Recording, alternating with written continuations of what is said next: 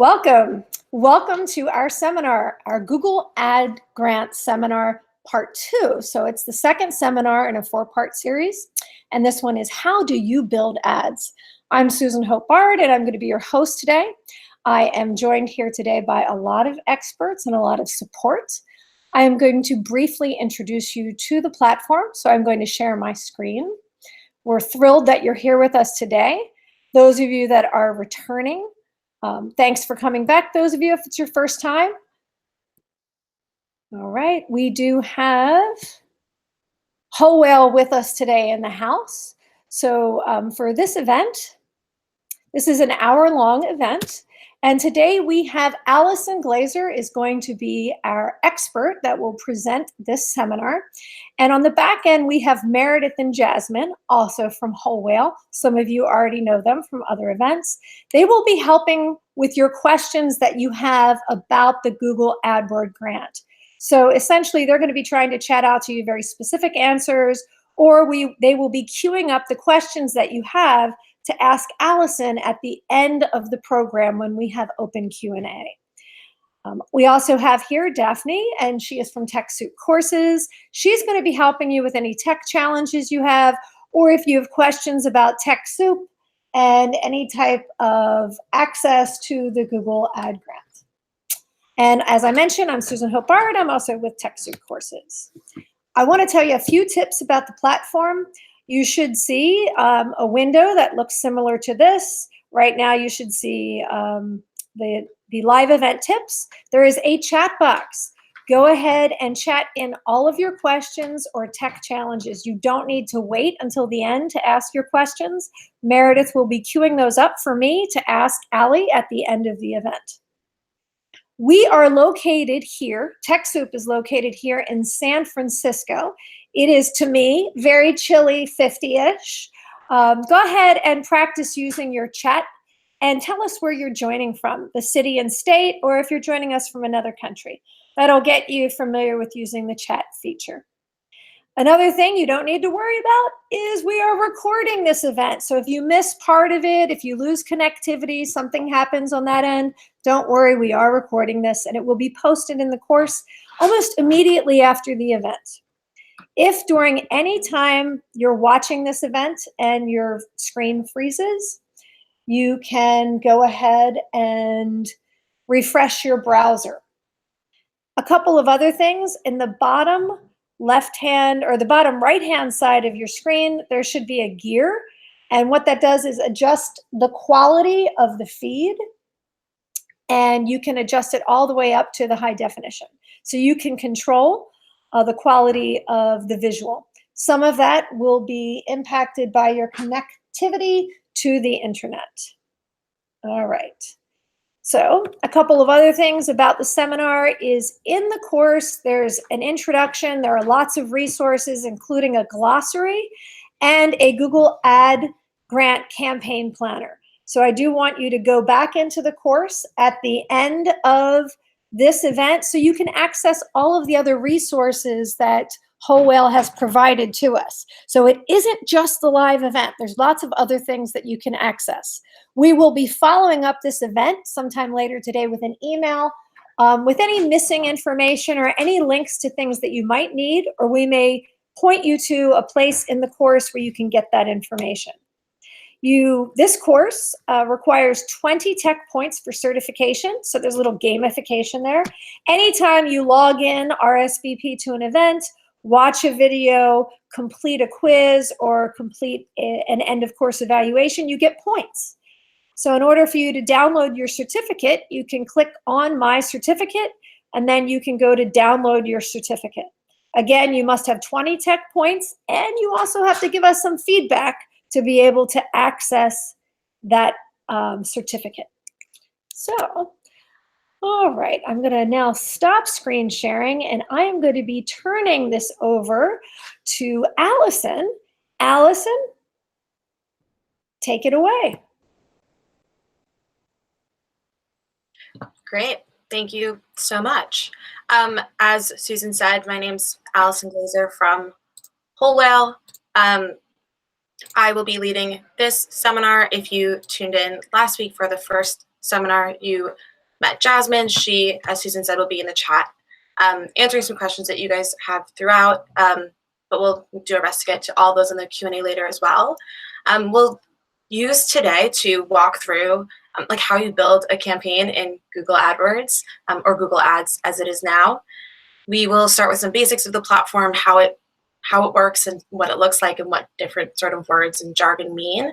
And then we'll actually take some time to walk through building a campaign together. So you'll get a firsthand look at what the platform looks like when you're doing that. And hopefully you'll be able to follow along on your side if you have your account all set up already.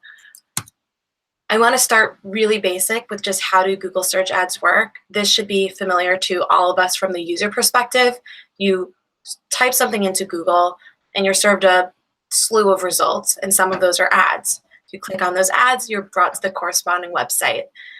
For those of you that are newer to Google Ads, this might be your first time looking at this from an advertiser's perspective, but essentially how Google Ads work is it allows advertisers to choose words and phrases, essentially search terms, that they anticipate people might be searching for on the Google platform, and write ads that are specific to those searches. Those ads then direct people to your website where people can take certain actions that help benefit your organization, but also that help benefit the searcher and fulfill the need that they had. A more sort of zoomed out look at the same exact search with some introductory language for some of us that are beginners here, that how do I write a wrap, that keyword, that search is essentially what's called a keyword to advertisers.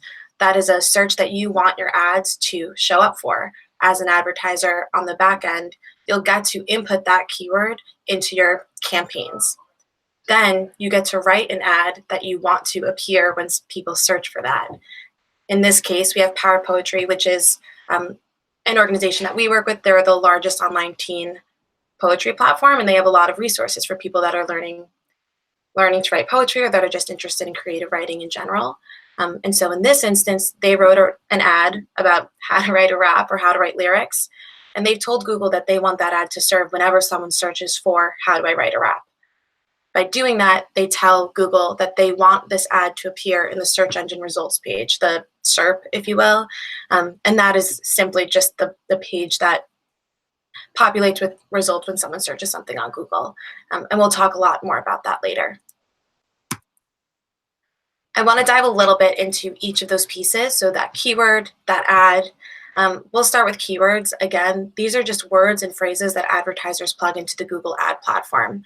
These should reflect real-life Google searches that you want your ads to show up for. So you want to get into the mind of the user or of the person on the other side and try to think how they think and talk how they talk when you're writing and inputting keywords into your ads account. So Power Poetry, again, an online poetry platform, might include these keywords on the right in their account since they want to reach people who are interested in poetry and writing. So they might go into their Google Ads platform and select keywords like how can I write a poem or how to be a poet, how to become a poet.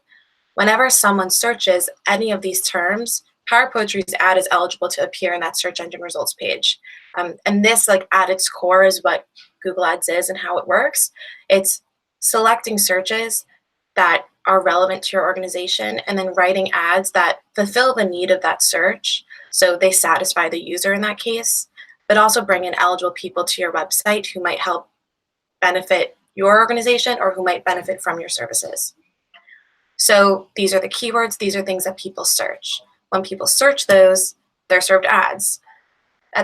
This should be pretty straightforward, but essentially just text ads that appear in search results. So the benefit of Google Ad platform, the barrier to entry is pretty low because there really isn't any design need.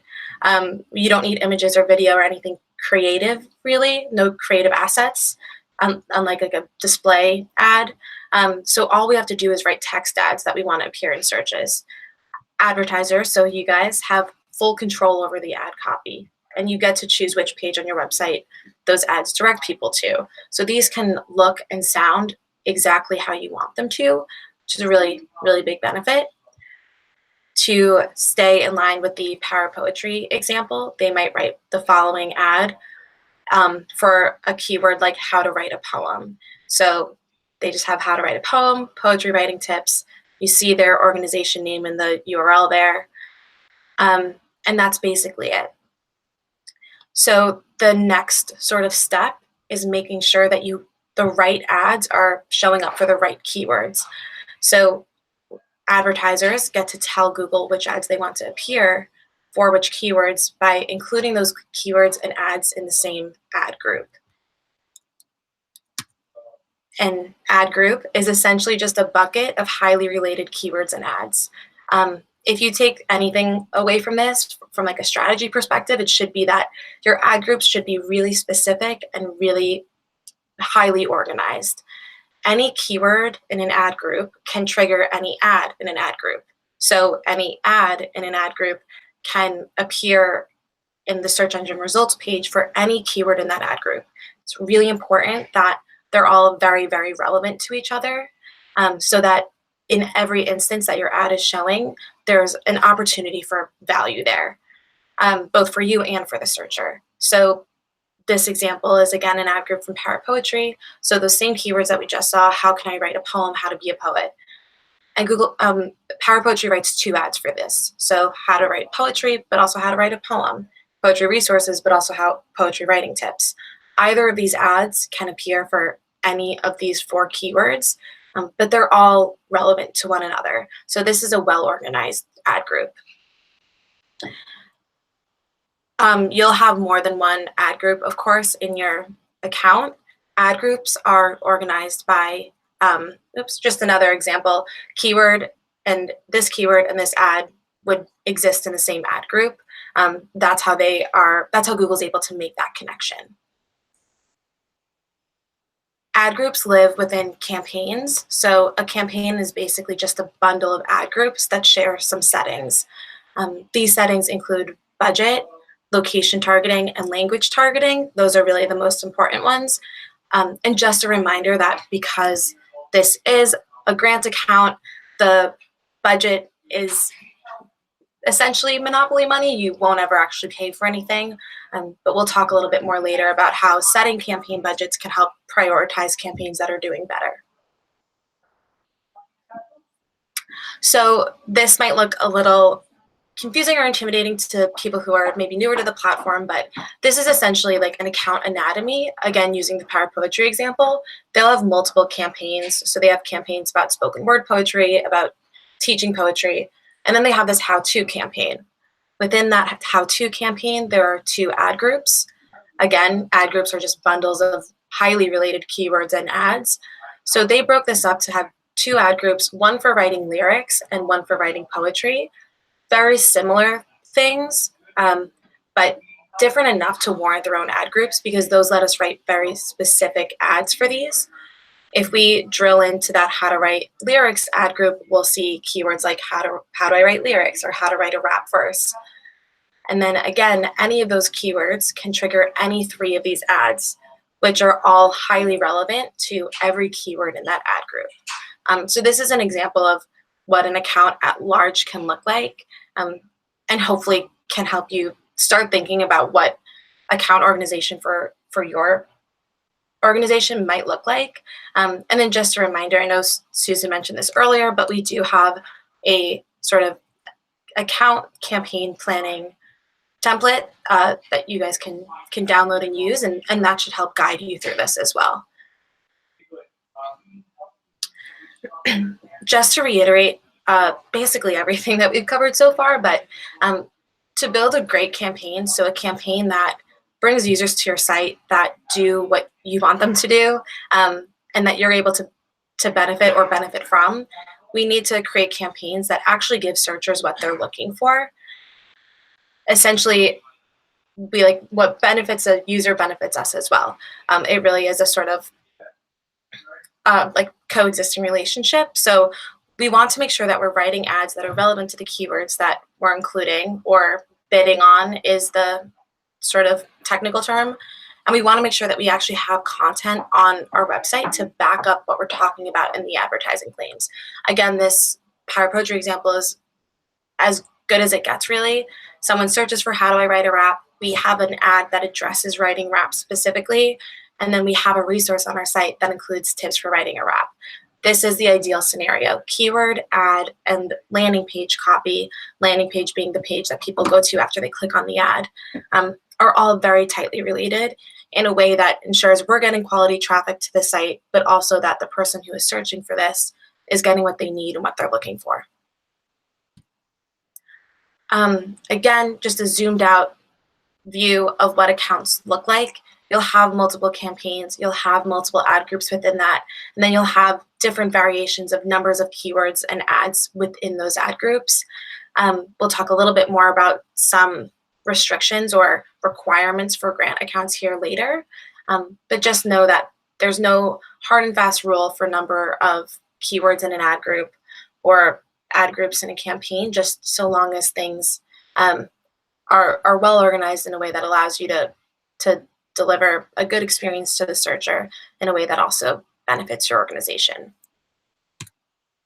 So we'll walk through, again, building a campaign from scratch in just a minute, but I want to get some vocab out of the way. There is a glossary, so if you don't totally wrap your head around all of this right now, there's definitely time to sort of spend with the glossary later on, but just to run through these quickly. So 3 of the most important sort of campaign metrics are impressions, clicks, and click-through rate. Impressions are the number of times your ad appeared in the search engine results page. So that how do I write a wrap ad showing up for the how do I write a wrap keyword, that's 1 impression. It just means your ad was served. A click, of course, is just the number of times your ad was clicked. So when someone clicks on that ad and then is brought to your website, that's a click. Click-through rate is clicks over impressions, so the percentage of times an impression on your ad led to a click. Obviously, the higher the better here. The higher the click-through rate is, typically implies that we are writing a quality ad that is relevant to what that person was searching for, which is an indication of a sort of valuable and well-crafted campaign. Okay, a few trickier ones. There's something called the maximum CPC bid, or maximum cost per click bid. This is the total amount of money that we're willing to spend on one ad click. As a reminder, if anyone doesn't know, Google Ads is a pay per click platform, which means we don't get charged for an impression. We only get charged if someone actually clicks on the ad. So we can set a maximum cost per click bid, which tells Google we're not willing to spend more than $1 or $1.50 for a click on this keyword, or rather on an ad that has been served for this keyword. There is one exception to that maximum grant account bid of $2. That is a little bit more advanced, so we'll kind of pass over that for now. But know that for most situations with a grant account, that maximum bid is capped at $2. It's not too limiting. Usually this isn't too much of a problem, but understand that that can make you a little bit less competitive than some paid advertisers in some situations. Cost per click is the actual amount of money you paid for a click on an ad. Again, this is a grant account, so it's like monopoly money. But just understand that that is a metric that will be reported. Of course, lower is better. It means we'll get more clicks for the grant amount. Ad position is exactly what it sounds like. It's where on the search engine result page your ad was shown. This number is 1 through 10. If you have a position of 1, it means you were at the top of the page, you were the first result. If you're 2, that means you appeared under 1 other ad. If you're 3, you appeared under 2 others, etc. Obviously, the closer to 1, the better. It means we're at the top of the page, which is an indication of Google thinking that our ad will deliver a good experience. We'll talk more about that in a second. And it also means we have a better chance of getting clicked on. No one really scrolls too far down the search engine results pages. Certainly no one's going to the second page. So closer to 1 is good. And then ad rank, which we'll talk a lot more about in just a second, is Google's algorithm essentially for deciding which ad to show when. It relies very heavily on our maximum bid, how much we're willing to pay. Of course, this is a business for them, and so they do want advertisers to pay more. And so if you are willing to pay more for a click, your chances of being at the top of the page are slightly higher. So that is a big factor in ad rank, and so is quality score. Quality score is just Google's estimate of how good they think your ad is. This is based on the quality of your ad, keywords, and landing pages. Essentially, going back to the idea that your ads and your keywords and your landing pages should all be tightly related, Google can see all of that and it can rate all of that. So keeping those very relevant to each other gives Google the impression that you're not misleading people. It gives them the impression that you are able to deliver a good experience to their users, which is what they want. Higher quality ads can lead to lower cost per click and better positions in the search engine results page, both things that we want. So again, that high relevance between keyword, ad, and landing page, very important. Again, quality score related to how relevant those things are to each other.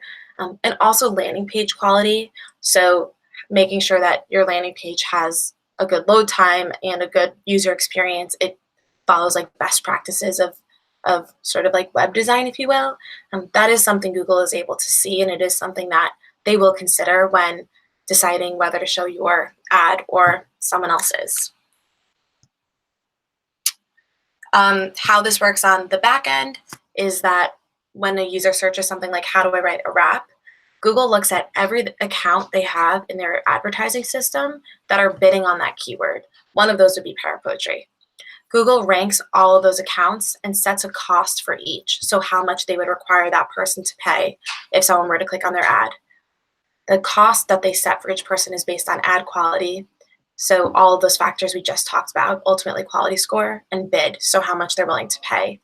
The algorithm chooses which ads to show, and then ads that are actually clicked are quote unquote charged to your account. Again, fake money. We'll never actually charge you, but important to understand this so that you understand, again, sort of how important it is to follow those best practices of account organization, and also to understand some inherent limitations of the grant account. We can control that quality score. We can make that good. We can't necessarily raise our bid that much the way that a paid advertiser can because of the limitations of the grant. Okay, so I'm going to just switch windows here, and we can walk through building one of these together. Hopefully you can see this okay. We'll zoom a little bit. If you're new to the Google Ads platform, this might look a little intimidating or overwhelming. I will admit that it does take some getting used to. There is a lot going on here, but don't let that scare you off. You will get it. Just spend a little time in here, and I promise you will get the hang of it. So what you're looking at right now is essentially a list of Parapoetry's campaigns. You'll see they have a couple here. If we want to add a new campaign, which for the sake of this exercise we do, all we have to do is select that plus button to add a new one. Select new campaign. Google will prompt us to select a goal. For the sake of most of us, this will almost always be website traffic. This basically just means we want to get people over to our site from these ads. There are other options here. Frankly, not all of them are relevant to a grant account, so just always select website traffic here. We'll then get prompted to select a campaign type. Again, with the grant account, we're only able to run search ads, so ads that appear in those search results page. So that doesn't include display or shopping or video, so just always select search here. And then you'll be prompted to input your company's website. Just put the root URL. So for Parapoetry, we'll put parapoetry.org. We'll be able to choose later on which page on our website, which specific page we actually want people to go to when they click on our ads. So don't worry about that.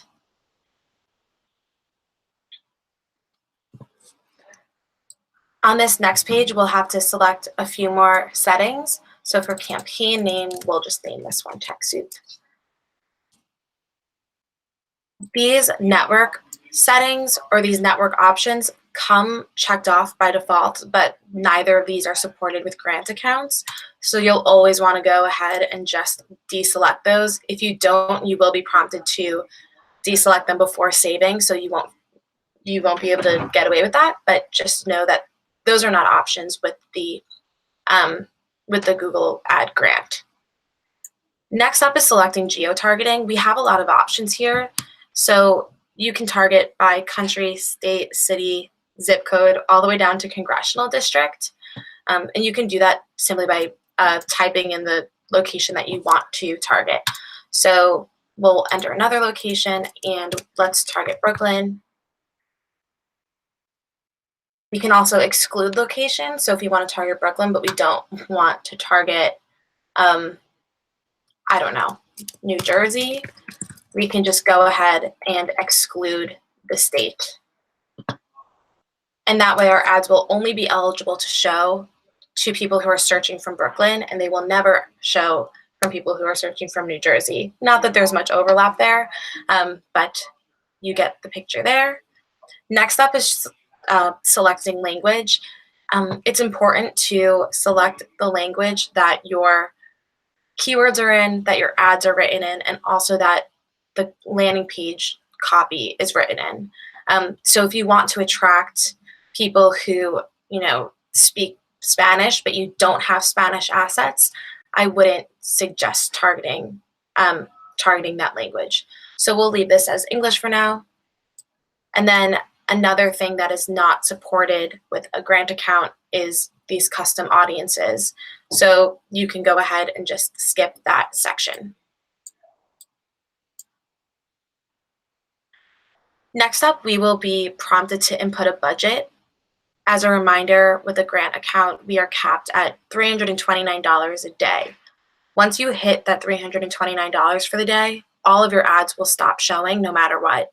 There's no rollover to the next day. If you don't use anything, or if you don't use the full budget, there's no rollover to the next day. So important to make sure that we're doing our best to spend all of that budget every day to take full advantage of the grant. Because we'll be automatically cut off at the grant cap of $329, it doesn't matter so much initially what we set our campaign budgets as. We can use budgets, as I mentioned earlier, later on to help prioritize certain campaigns. But for the sake of your first campaign or for your first few campaigns, we recommend just going ahead and setting the campaign budget as the daily budget for the full account. If you set the budget for a campaign to be $329 and you do that for 5 campaigns, you won't spend $1,500. But what this does is it gives you a lot of room to just kind of let all the campaigns run free, see which has the most potential, and then those adjustments can be made later on. Next up, we will be prompted to select a bidding strategy. This is a little bit more technical. So for the sake of, I would say, just your first few campaigns, I would switch this over to clicks. And again, set that maximum cost per click limit at the grant maximum, which is $2. We have a lot of resources on bidding, and it's definitely something to explore later on, but I'd say that this is a good place to start if you're a little bit newer to this bidding system. So select clicks, add in that $2 maximum. Ad extensions, we will talk about more in just a second, but go ahead and skip this on the campaign settings. We can add this later on.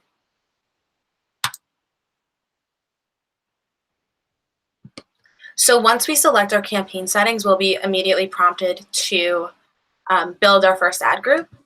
So we can go ahead and name this, we'll just name it Poetry, and we'll do this as if we are Power Poetry. You'll see that just based on our domain name, Google is already recommending some keywords for us. So you can use these recommendations, but I do recommend just starting with a few keywords yourself. So we might do how to write a poem, or how to write a good poem, or how can I write a poem. They seem very similar, but it's nice to cover different angles of how people might be searching. Essentially, the more keywords we input, the more opportunities we have for our ads to show, which means, of course, more opportunities to get people over to our site. We want to keep them specific and relevant, but generally speaking, more keywords is good. it increases our chances for traffic.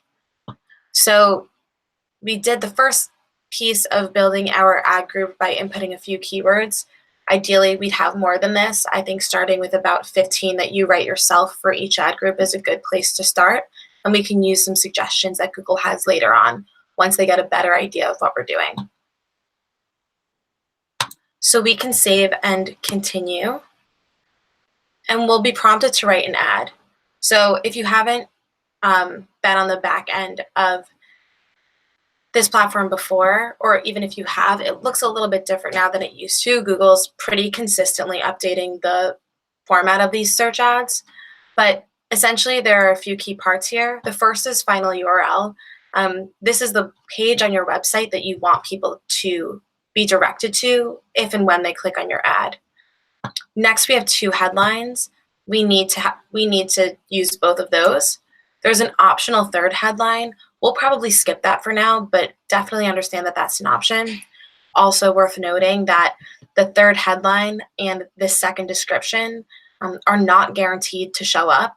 So don't put any key information in there. Make sure all of the key information of your ad is in the first 2 headlines and the 1st description, which is also required. So for Power Poetry, we might just stick to those keywords that we were just using. So how to write a poem. We might just go poetry resources for headline number 2. In the description, we do poetry resources and online community for teens, since that's what they do. The other piece here is this display path. This is essentially your vanity URL. This is the URL that users see when they look at your ad, but it's not necessarily the URL that they're being sent to. The benefit of this is if you have a really long URL, if you're sending people to like a donation page or something that might get a little ugly, the benefit is that that doesn't show up. We also then have the opportunity to use this to plug in a few keywords again that might entice people to click. So we might just do /resources here. And for the final URL, the page that we want people on our site to go to, maybe we'll just do powerpoetry.org/join, a page where they can sign up for the platform. Ideally, we'd send them to a content page that fulfills this sort of need and search. But for now, that's okay. We can save and continue, or we can hit done. Again, they'll prompt you to use some of the new features that they have. Definitely test those out, but we'll skip for now. And then we can write another. We have a lot of resources that we will definitely share after this about some policies that Google has around grant accounts. One of them is that each ad group has to have at least 2 ads.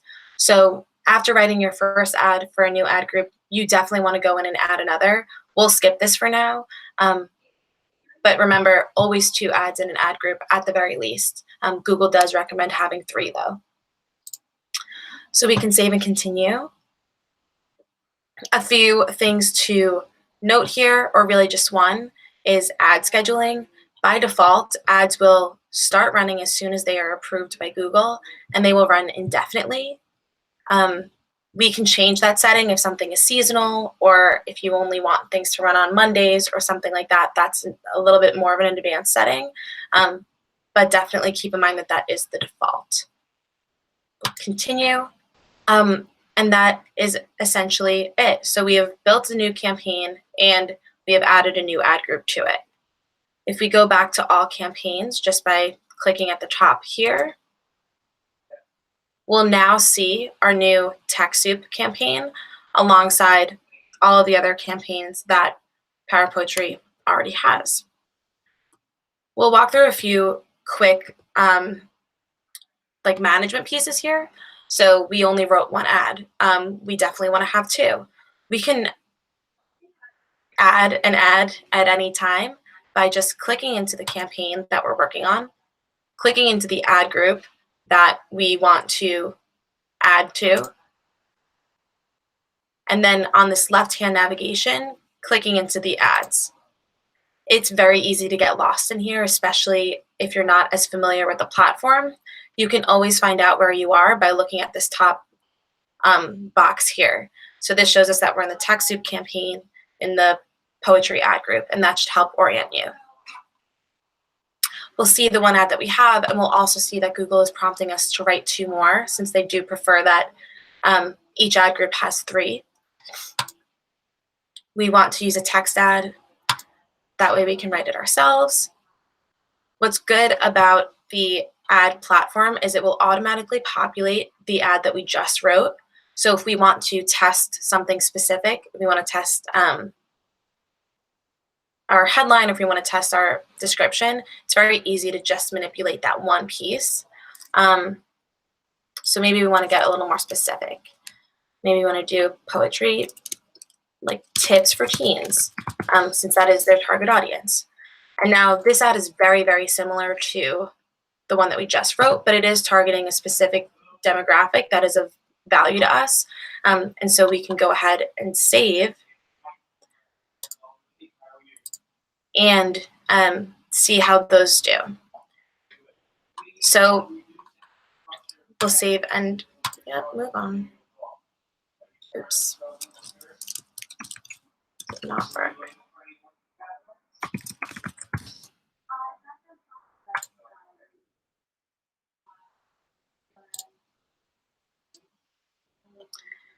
The next thing that Google will prompt you to do is add extensions, which is a little bit more advanced, and we will skip for now. But we also have a lot of resources on those, and we will definitely share those after the webinar. So we're going to go back to the ad groups of our TechSoup campaign. So again, we can look at the TechSoup or see that we're in the TechSoup campaign by looking at the top box here, and then we want to go back to just looking at all of our ad groups. Another sort of policy to keep in mind is that Google does require each grant account to have at least 2 ad groups per campaign. Right now we just have the one. We could add another just by simply clicking that same blue arrow and adding a new ad group. That would restart that process of adding keywords and adding ads. Same thing for keywords that we did with ads. We can click back into our ad group and add new keywords here if we want to expand on the ones that we've already added. Cool. So I want to leave a lot of time for questions because I imagine that there are some. So I'm going to stop there and turn it back to Susan. Great. Thanks so much, Allison. That was quite detailed, and you are correct. We have a lot of questions. So I'm going to start at the top and kind of work our way down the questions as they were submitted. All right, our first question is, how many keywords or phrases can you attach to one ad? Yeah, great question. So there really isn't a limit. You can include as many keywords in an ad group as you want. Just always keeping in mind that any of them will appear for any of the ads that you have. So chances are, if you have, hundreds in a single ad group, the chances of all 300 of those keywords being very relevant to the 2 or 3 ads that you've written is pretty low. But there's no real limit there. Okay, great. How about character limit for the keyword or the phrase? There is not a character limit for keyword or phrase. There is a word limit. I think it's 10. So make sure you're keeping it under that. Google will prompt you if you exceed it, though, so you'll know. Okay. All right, thanks. The next question is, with the Google grant new rules, you can't use single word keywords. So what do you recommend doing if you have a single word keyword that you'd like to use? How do you kind of morph that and make it work? Yeah, that's a good question. And it is tricky. It's not always easy, but it really depends. A kind of hack is the one-word keyword policy doesn't apply to things with like hyphens. So if there's any way to like hyphenate it or break it up, do that. Otherwise, just kind of take solace in knowing that adding a a short word before or after doesn't eliminate you from those single word searches. So if someone searches poetry, that very well might serve to, or Power Poetry might be able to serve to that just by having like poetry tips. So yeah, I would say don't worry. You're not totally out of the race for those, even though you can't bid on them directly. Thanks. Thank you. Another question, does Google serve up the ads in a campaign just randomly? That is a very good question. So no, not randomly. It's based very much on what they anticipate will perform the best. We have a lot of duplicates here now because I saved too many times. But Google will start serving these two that are different evenly. And as they get a feel for what's working and as they understand the language and the ads compared to the keywords, it will start preferring one over the other. Great. Thank you. Now, this is a question that's interesting because a lot of nonprofits always have this challenge. If your landing page isn't good to begin with, but then gets redesigned, can Google do a reevaluation of your site? Yes. So Google will be looking at your site essentially every time your ad is eligible to be shown. So we talked a lot about quality score. That's assessed at every ad auction. So basically at every search, you're constantly being evaluated. And so if you do make those improvements, you'll definitely be rewarded for that. Right. Great. All right. This question is a little bit longer. What are your recommendations for driving folks to pages versus email sign-up pages? So what about a two-step ad, drive to content, then drive to a, quote, squeeze page? Yeah. So there are kind of two pieces to this. One is, of course, if you drive people to a content page with the hope that they'll eventually get to an email sign up page, there will be drop off there. On the other hand, if you drive them to a sign up page, the chances that someone is searching for, like, I want to sign up for an animal rescue email list is low. There's also not a lot of copy typically on email landing pages, which makes the chances of Google crawling that page, understanding that it has value for the user, much lower since they have nothing to learn or assess. So we'd recommend, if possible, building sort of like custom landing pages that have both copy and the form, or there are some kind of smart ways to include like pop-ups on your content pages, or sort of links throughout that help get people from the content page to the sign-up page a little smoother. So yeah, but generally speaking, in this scenario, content pages are better for the user. We generally go in that direction. Okay, thank you. All right, this is a question that came from a bunch of folks, so I'm going to try to make it a little bit more generic. There are lots of nonprofits that serve multiple cities, or they're located in a tri-state area. When you're selecting location, what are your recommendations for these types of nonprofits? Yeah, so there are a few options. So generally speaking, let's say if you have 35 locations in the US, your options essentially become: one, build a campaign that targets just those 35 cities, or two, serve a campaign that targets the US at large and just accept that some of that might not be totally relevant to everybody. Or if you have just a few locations and you want to make those ads very, very specific, if you have a New York office and a New Jersey office, you can make a New York specific campaign and then a New Jersey specific campaign. That lets you get pretty hyper specific in terms of choosing keywords and ads that you want to show to those people. Great, thank you. Another question is, once your ad budget is capped out, and so then you kind of are removed from the ad portion of Google, should your site still show up in a regular search? Yeah, absolutely. So the Google Ads system is 100% removed from the Google Organic Search section. Those things should not impact the other at all. So the same way that running ads doesn't improve your SEO or your search engine optimization, it doesn't make your organic search results better. It doesn't hurt them either. Great. Thank you. Someone's looking for like some master resource for researching keywords. What would be your like one recommendation for folks, somewhere to go to research the best keywords? Yeah, it's hard. There are a lot of good ones, and they're all kind of good for different things. But using here, we can kind of take a look. Google's keyword recommendation tool here, especially if you enter your product or service here, which for Power Poetry would just be like poetry tips. This is the sort of simplest and easiest option.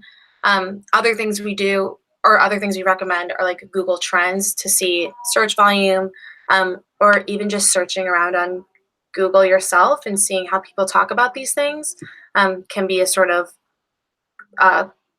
qualitative way to get new ideas. Thanks. This is a really good question. It's sort of a best in show or best in breed question. Do you know of any nonprofit organizations who are able to maximize their 10K a month allocation? This particular organization that asked the question said they went from 10K to about 400 a month. Any thoughts on how to kind of bring it back? Yeah, I would say that maybe a year and a half ago, almost every organization we knew or like we're friends with or worked with were maxing it out. And now I'd say there are just a handful. And it largely depends on sort of cause vertical and also competition for the sort of cause space that you work in. Our best recommendation is to, number one, test out that maximize conversion bidding. We can share resources on that. We didn't really get to it. It is a little bit more complicated, but it essentially removes the $2 bid cap. So that makes you a little more competitive. It also makes things more expensive, but it's better than not using those dollars. And get a little bit more creative about how you talk about your services and also about who you're trying to reach. So we've seen a lot of success with organizations kind of branching out to writing content on their site and then reaching people that are maybe tangentially related to their core audience, but that they aren't able to reach with their standard set of like keywords and content pieces. Great. And quick question just for our education. You said cause vertical. There were some terms that you used in that. I just want to make sure that our learners understand what those key terms are so they can relate it to themselves. Absolutely. So I'll say like Power Poetry is an example of they are essentially working in like a sort of like educational resource slash poetry like cause space, not a lot of competition, and so they tend to do well. That's probably different than if there was just like an earthquake and you are in a humanitarian sort of aid cause space. That might be a different situation. Great. Thank you. Thank you for doing that.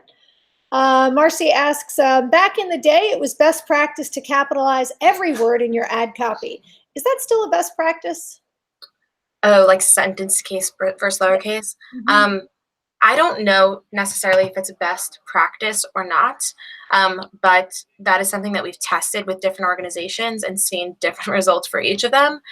So if you're not sure what works best for you guys, I would just, you have to write two anyway. So write one that has it and write one that doesn't, and see if one does better than the other.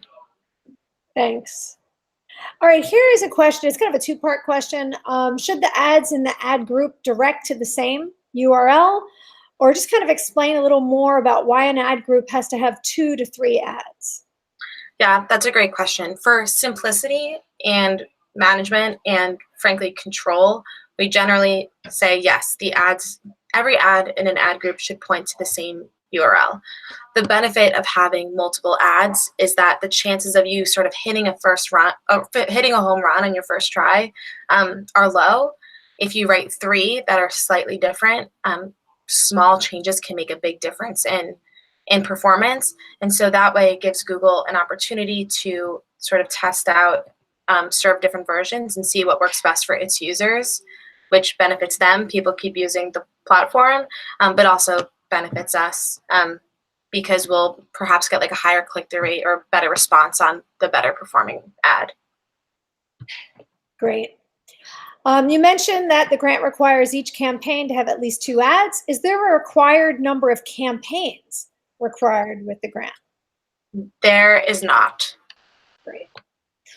The next question is, I have a paid campaign that's currently paused. How do I keep that campaign and then create a new one, but I can be tracking them separately?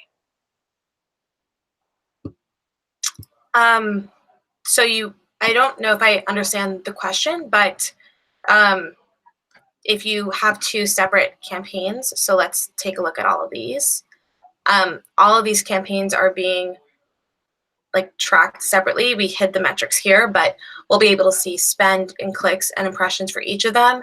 And even if we pause them or remove them, that data doesn't go away. So you'll always be able to see that. So the trackability, they can track them separately because of the way it's laid out in the platform. Yes. Okay, great. So hopefully if you ask that question, make sure that you chat in if that fully answers your question. So we made sure that I interpreted it appropriately and that we can answer it. All right.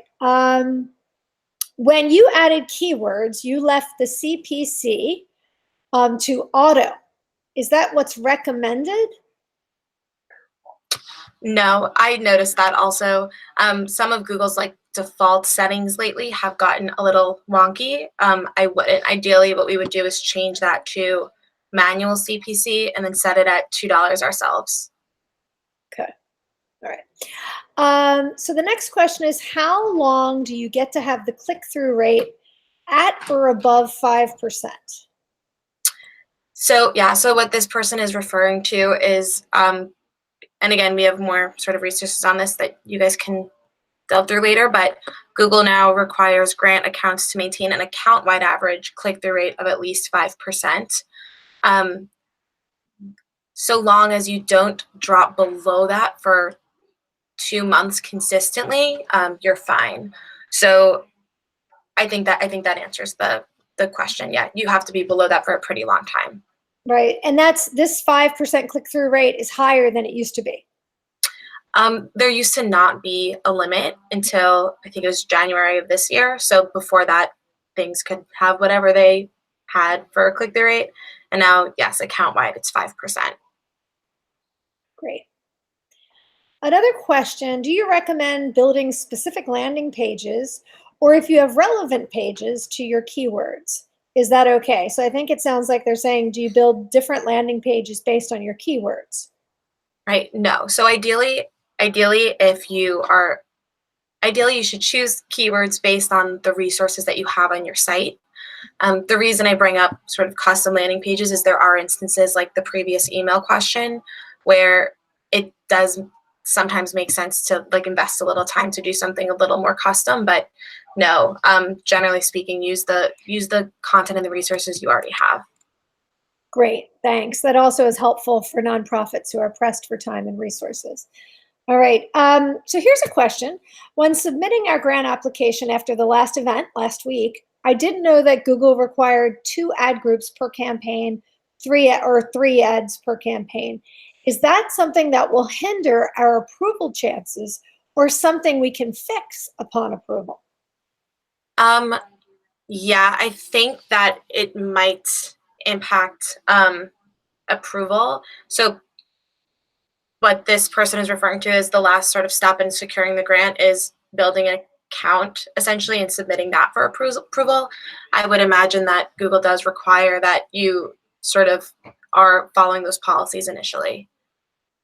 So if they don't get approved, I'm just pushing this a little further. If they get something back that they weren't approved, can they just resubmit with the two ad groups or 3 ad groups per campaign?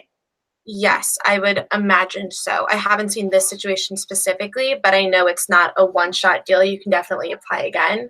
So you should be able to fix that and then resubmit. Okay, great.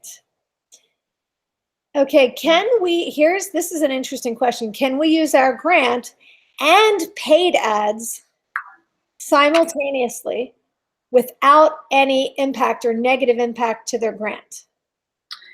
Yeah, so definitely there are a few things to keep in mind here.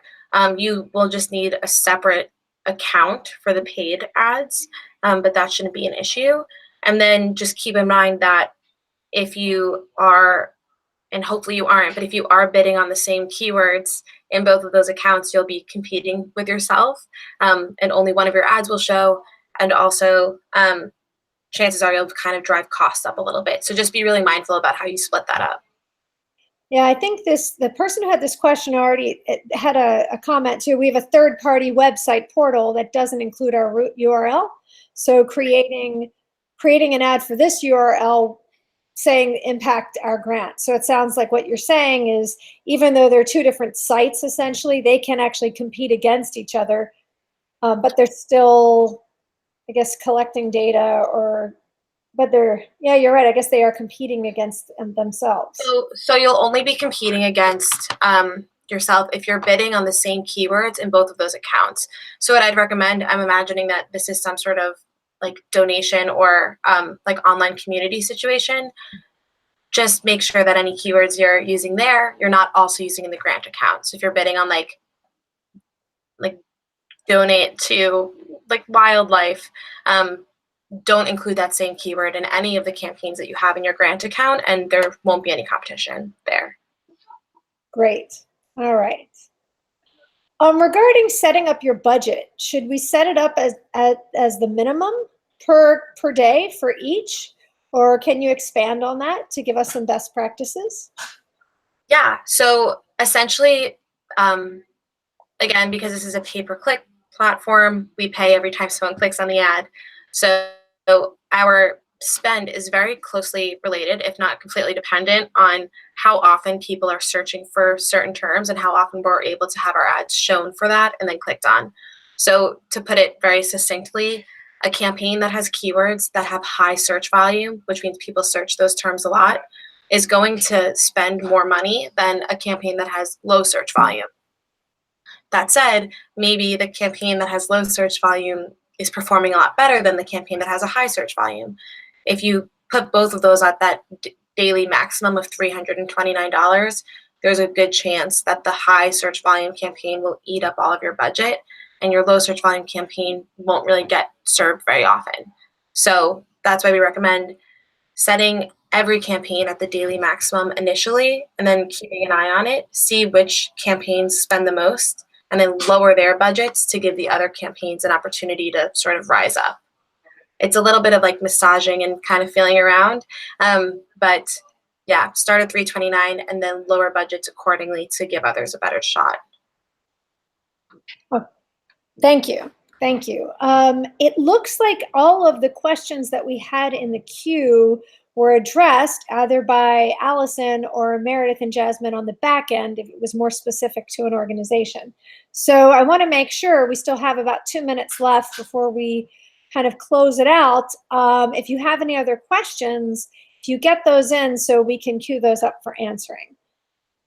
Okay, here we go. And you have, yes. All right, excellent. So we have, okay, I think we answered that one. Okay. Oh, this is a clarifying question. It looks like you're working in Google Ads. I thought Google Ad grants are limited to using Google AdWords Express. Is that not correct? This is a question that also came up in the last seminar, the difference between Google AdWords Express and the Google Ad grant. Yeah, that is not correct. You do have a choice. I do think that during the application process, Google kind of ushers people towards the Express option, and so sometimes that happens by default. But if you currently have an Express grant account and you want to switch over to Google Ads, I think you just have to call Google and ask them to make that switch for you. Great. Can you run them both at the same time, Express and Ads? I am actually not 100% sure, but I'm almost positive that you cannot. If you do Express, you're kind of locked into that. Okay, and they can simply call Google, and we will actually post that phone number just like we did for the first seminar in the course, so you guys can connect with them if you do want to make a change to your account. All right, last question. If we have an existing grant not currently exhausted, can we apply for a new grant? No. So unfortunately, even if it was completely exhausted, even if you were running out of money every day, Google awards 1 grant per organization based on your EIN, like employer identification number.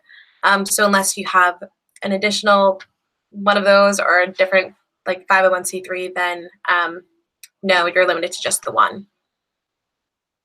Okay. All right, great. So it looks like we are at time, and I want to be respectful of everyone's time. I want to, first of all, thank all of the learners that are on this event and remind you that this is a 4-part series. I'm going to go on camera for a moment.